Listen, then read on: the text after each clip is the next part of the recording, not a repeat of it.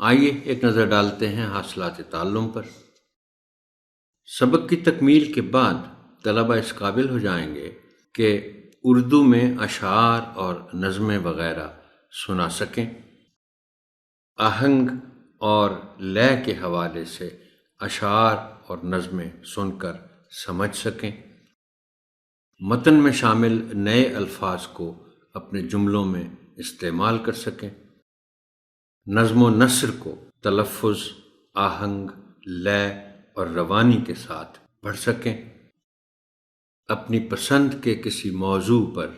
اپنے خیالات اور مشاہدات کو موقع محل کے مطابق صحیح حرکات و سکنات، صحیح تلفظ اور اعتماد کے ساتھ پیش کر سکیں، ماحول سے متعلق کسی موضوع پر